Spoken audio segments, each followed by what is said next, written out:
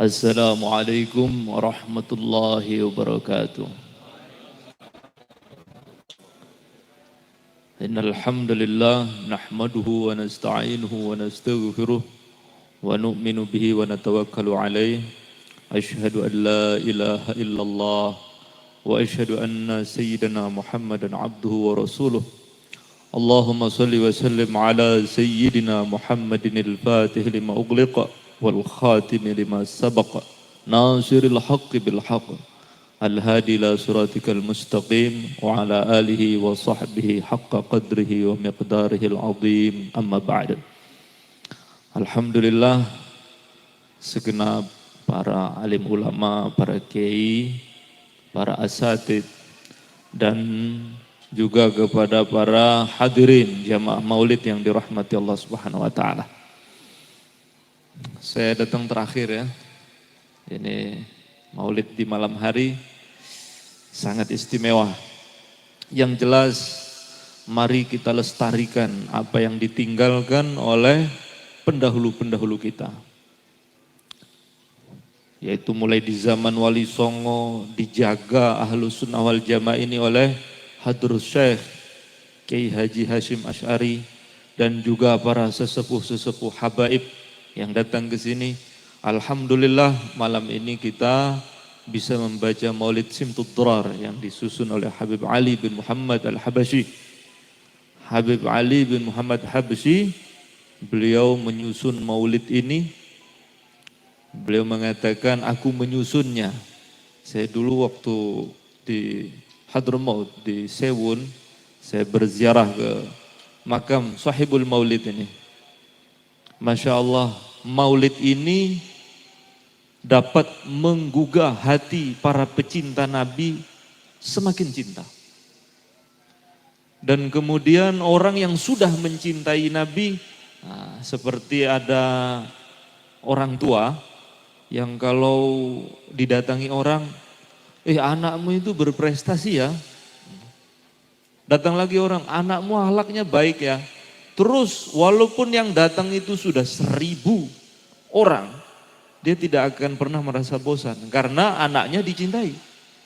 Bagi orang yang mencintai Nabi, maulid pertama, kedua, ketiga, sampai ke 1000 kali pun tidak akan membuat hatinya terasa bosan. Terus dia akan merasakan kenikmatan, kesejukan saat dia mendengar nama Nabi Muhammad SAW. Oleh karena itu maulid kita jangan kita anggap sebuah rutinan tahunan. Namun kita jadikan maulid Nabi Muhammad SAW merupakan amalan andalan.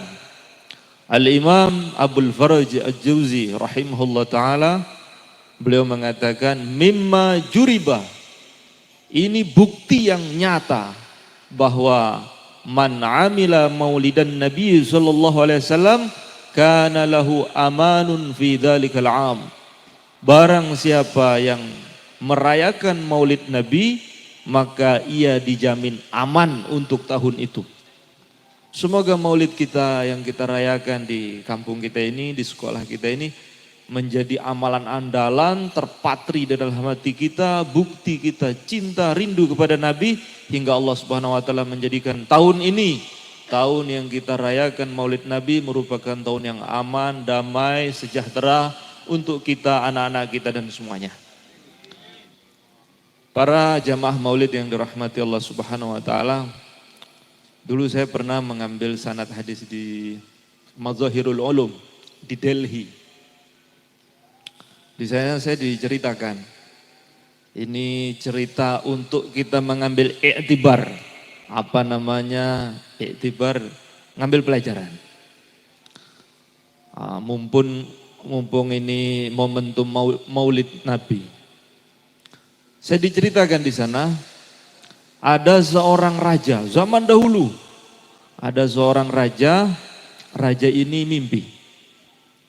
Dalam mimpinya itu ditanya 3 pertanyaan. Pertanyaan pertama, apa sesuatu dianggap hak namun kebanyakan orang menganggapnya batil? Yang kedua, apa perkara batil, salah, buruk. Namun semua orang menganggap seakan-akan itu hak, kebenaran. Dan yang ketiga, apa sebenarnya yang terpenting dalam hidup manusia ini? Ini 3 pertanyaan ini. Maka bangun tidur raja ini kebingungan. Ini apa ya jawaban dari 3 pertanyaan yang diajukan dalam mimpiku ini? Akhirnya dia kumpulkan semua cendekiawan, orang-orang pintar, filosof, menteri-menterinya dikumpulkan. Dia bilang, tadi malam saya mimpi. Saya mimpi ditanya 3 hal dan saya tidak pernah temukan nih jawabannya. Saya tidak tahu. Apa perkara hak namun kebanyakan orang menganggapnya batil. Apa perkara batil namun kebanyakan orang menganggapnya hak. Dan yang ketiga, apa yang penting dalam hidup manusia ini. Semua diam. Maka dia tunjuk menterinya. Kamu saya perintahkan untuk mencari jawaban dari 3 pertanyaan ini. Kalau sebelum matahari terbit kamu tidak temukan jawabannya, kamu saya pecat.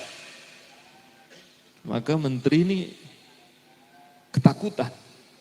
Akhirnya dia pergi, dia temui orang-orang pintar, orang-orang alim. Dari lorong ke lorong, dia tidak temukan jawabannya. Akhirnya ini menteri sudah putus asa karena sudah mau menjelang maghrib. Ini matahari sudah mau terbenam. Dia duduk di bawah pohon sambil melihat matahari terbenam. Berarti itulah masa habisnya jabatan dia. Karena ancaman raja, kalau sebelum matahari terbenam, kamu belum temukan jawaban ini, kamu saya pecat. Maka dia berpikir, sudah selesai, sudah reputasi saya menjadi menteri seorang raja. Tiba-tiba ada seorang petani pulang dari sawah.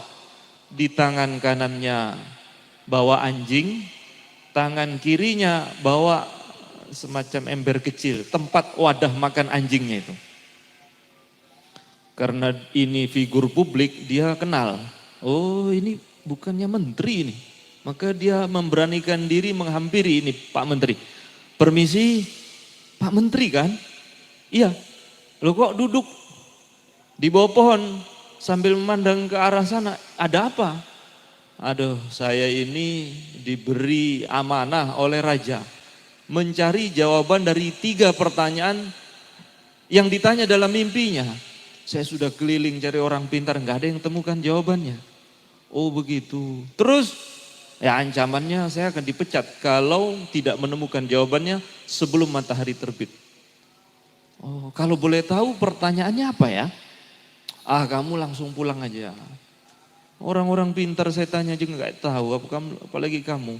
Tapi kalau kamu mau tahu, ya duduklah sebentar. 3 pertanyaan itu, apa perkara hak namun kebanyakan orang menganggapnya batil? Yang kedua, apa perkara batil namun kebanyakan orang menganggapnya hak? Yang ketiga, apa yang paling penting dalam hidup manusia ini? Maka petani tadi bilang, itu mah gampang, jawaban kecil. Kamu tahu jawabannya? Tahu. Coba jawab. Maka petani tadi bilang, apa perkara hak namun kebanyakan orang menganggapnya batil? Yaitu kematian. Mati itu pasti. Semua orang, baik yang jahat, orang baik, itu tahu pasti mati. Ini kebenaran yang nyata. Andai kata ada kalimat yang lebih pasti dari pasti, itulah mati. Karena semua orang pasti mati. Tapi gayanya orang hidup seakan-akan gak pernah mati. Gak pernah ingat mati, padahal itu pasti. Itulah kebenaran yang kebanyakan orang menganggapnya tidak benar. Gaya hidupnya seakan-akan tidak akan pernah mati. Semua yang kita lakukan pasti kita pertanggungjawabkan nanti di akhirat setelah mati. Maka menteri tadi yang kedua. Kalau yang kedua, apa perkara batil namun kebanyakan orang menganggapnya hak.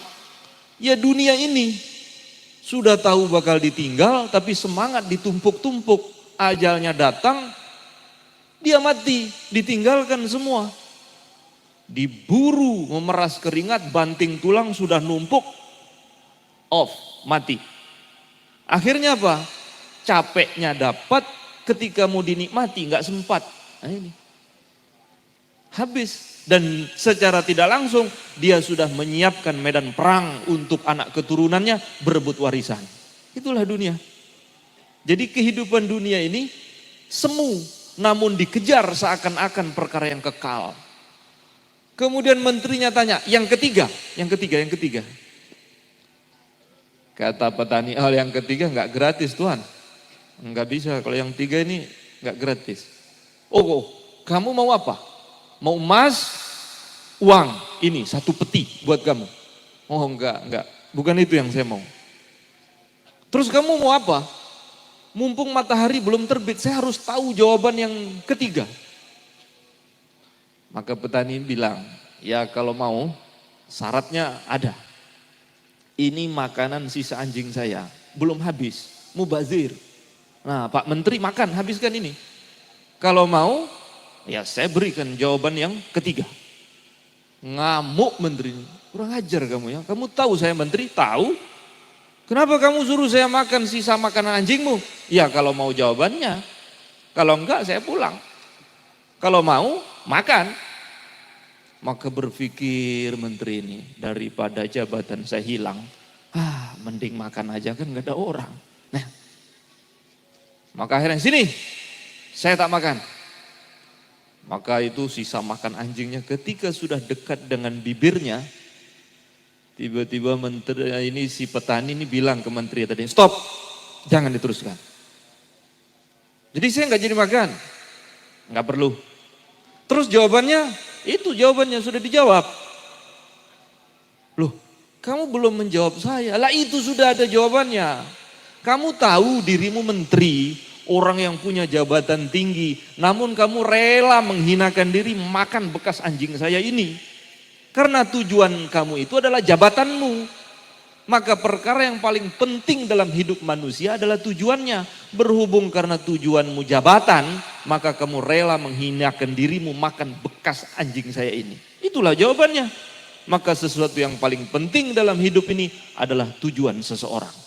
Kalau tujuan kita menghadiri maulid Nabi, membaca Simtud Durar, karena mendekat kepada Allah, karena rindu dengan Rasulullah, maka itulah yang kita dapat. Kalau hanya hal-hal kecil, maka kecil juga yang kita dapat. Ya, al-madad ala qadril isti'dad. Pertolongan Allah itu menurut kadar hati seseorang. Kalau dia anggap besar, dia dapat besar. Kalau dia anggap biasa, dapat biasa. Kalau dia anggap kecil, dapat kecil. Waktu yang habis, lelah yang terhasilkan. Namun tidak dapat apa-apa. Maka niat yang besar, maka dia dapat yang besar. Ada orang mati di zaman Nabi Musa, Bani Israel. Ini saya tutup ya, ini terakhir ini cerita saya tutup.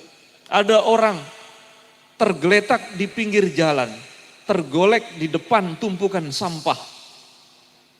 Ini orang mati tapi tidak ada satupun Bani Israel yang terbesit hatinya untuk mengurus jenazah ini. Karena apa? Yang mati preman kampung. Ini paling nakal ini di kampung. Namun Allah Subhanahu wa taala wahyukan kepada Nabi Musa, "Hai Musa, ada hambaku di situ. Urus jenazahnya, mandikan, kafani, solati, kebumikan dengan baik." Maka ketika Nabi Musa melihat siapa yang saya diperintah tertuju kepada dia, ini siapa? Ketika dilihat ini preman, orang paling nakal di perkampungan Bani Israel. Maka ketika diurus, dimandikan, disolati, dikebumikan, maka Nabi Musa tanya, "Ya Allah, ini hambamu terkenal di kalangan Bani Israel, nakal sekali. Sehingga masyarakat Bani Israel tidak ada yang sudi mengurus jenazahnya. Apa yang membuat dia istimewa hingga engkau perintahkan aku untuk mengurusi jenazahnya, mengafani, membandikannya?" Maka Allah Subhanahu wa taala berfirman, "Wahai Musa, hambaku ini memang nakal, memang banyak maksiat, tapi suatu hari dia pernah membuka lembaran-lembaran Taurat. Ketika dia baca Taurat, dia menemukan kata-kata yang menyebut nama kekasihku Muhammad bin Abdullah. Maka seketika ketika dia menemukan nama kekasihku Muhammad, dia berhenti baca Taurat, kemudian dia mencium nama itu dan dia letakkan di depan keningnya. Karena dia menghormati, takzim mengagungkan nama kekasihku, maka seluruh dosanya aku ampuni. Kalau umat Bani Israel saja yang preman kayak gitu, yang nakal seperti itu, mengagungkan nama Nabi, Allah ampuni dosanya. Allah perintahkan Nabi Ulul Azmi minar Rasul Nabi Musa untuk mengafaninya, mengurus jenazahnya. Bagaimana dengan umatnya sendiri? Bagaimana dengan kita, umat Rasulullah sendiri? Malam ini kita sebut namanya, kita buat maulid, kita agungkan namanya, pribadinya, para pewarisnya, yaitu para ulama, para kiai, zuriyahnya, yaitu para habaib, para syaraf. Dan juga kita agungkan umatnya dengan menyediakan makanan, minuman seperti ini termasuk bagian mengagungkan Nabi. Semoga malam ini yang duduk di sini dosa-dosanya diampuni oleh Allah Subhanahu wa taala. Dan kata Imam Nawawi Al-Bantani itu di Mirqatus Su'ud, syarah Maulid itu, semua yang makanan disajikan ketika Maulid itu semua dihitung obat. Obat segala penyakit. Jangan diet ya pas Maulid, bukan salah tempatnya. Makan aja. Titik ayahku diet, makan. Semua menjelma menjadi obat. Karena bersentuhan dengan keagungan Nabi. Orang-orang berkumpul merayakan kelahiran beliau. Bahkan Imam Nawawi mengatakan siapa yang sempat, lali kau duwe aku. Ya. Bahkan ada yang di situ ulama mengatakan siapa yang ketika Maulid Nabi sempat bawa duit, bawa fulus ya, maka uang itu dihitung uang berkah, akan narik teman-temannya yang lain. Aku kan gowo. Ya sempeting nek sugih aja lali aku ngono ae. Ya, lali. Maka orang yang bawa apa saja akan tersentuh, saat tersentuh dengan Maulid akan berkah. Uangnya akan berkah, semua berkah.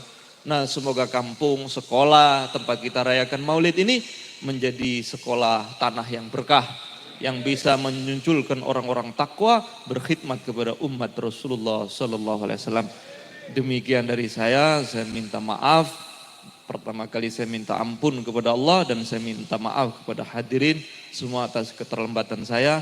Jika ada kata-kata yang salah itu semata-mata kedhaifan saya sendiri, dan jika ada benarnya semata-mata anugerah dari Allah Subhanahu wa taala.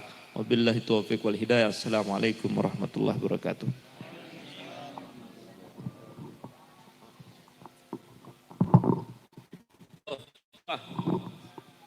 Saya minta kepada hadirin semua, berhubung yang hadir ini lebih dari 40 orang di dalam sebuah azhar, kalau umat Islam berkumpul 40 orang, maka doanya mustajab. Makanya syarat Jumatan dalam mazhab Syafi'i tidak boleh kurang dari 40 mukim mustautin. Itu syarat. Kalau ada 40 jamaah Jumatan, satu kok pergi, batal semua. Ini kaul yang paling mu'tamad dalam mazhab Syafi'i. Jadi kalau 40 orang kumpul, qabul. Mari kita doakan saudara muslim kita yang ada di Palestina. Semoga Allah Subhanahu wa taala menolong mereka, menjaga mereka. Karena di dalam Al-Quran, innamal mu'minuna ikhwah. Seluruh orang beriman itu bersaudara. Bagaimana kita dengan senang hati pulang ke rumah, ada AC-nya. Saudara kita di sana kepanasan. Kepanasannya itu bom fosfor putih. Kebakar mereka di sana. Mari teteskan 2 air mata saja untuk mereka. Semoga orang-orang yang hadir di sini, mungkin ada orang solehnya. Mungkin hadir di sini ada walinya. Mungkin ada di sini orang yang ikhlas. Mari kita doa untuk mereka. Gugah perasaan kita, hati kita. Kasihan mereka di sana. Mereka tidak bisa makan. Ini saya baru dapat berita dari saudara Hussein Gaza. Ini malam ini dari Robito Halawiyah. Karena betulan saya pengurus Robito Halawiyah. Saya dapat berita, ini malam ini. 1000 kaum muslimin di rumah sakit Gaza dibom oleh Israel. 1000 orang lebih mati. Orang-orang kelaparan nggak bisa bernaung di depan emper seperti kita, ya, nggak bisa. Mereka datang ke rumah sakit, yang sudah sakit sekarang sudah mati semua. Mari kita doakan, mari kita doakan mereka semua. Allahumma sholli wa sallim ala sayyidina Muhammad wa ala ali sayyidina Muhammad. كما صليت وسلمت على سيدنا إبراهيم وعلى آل سيدنا إبراهيم في العالمين إنك حميد مجيد اللهم ارحم أمة سيدنا محمد اللهم اغفر لأمة سيدنا محمد اللهم انصر أمة سيدنا محمد اللهم تجاوز عن أمة سيدنا محمد اللهم تب على أمة سيدنا محمد اللهم تجاوز عن أمة سيدنا محمد اللهم اجعلنا من أمة سيدنا محمد بحق سيدنا محمد اللهم انصر المسلمين في فلسطين اللهم انصر المسلمين من المجاهدين في غزة وفلسطين اللهم واحد صفوفهم واجمع كلمتهم على الحق يا أكرم الأكرمين اللهم قاتل يهود فيها الغابرين واجعلهم كردة والخنازير أذلة صاغرين يا رب العالمين اللهم احصيهم عددا فبدد سملهم بددا ولا تبق منهم أحدا إنك أنت الباقي سرمدا وصلى اللهم على سيدنا محمد النبي الأمي وعلى آله وصحبه وبارك وسلم والحمد لله رب العالمين استجب دعانا ببركة الفاتحة.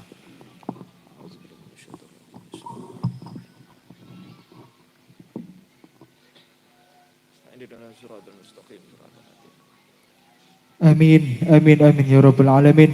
Magadan kelawau menggah maudu hasanah dumateng beliau katuraken jazakumullah khairan katsira.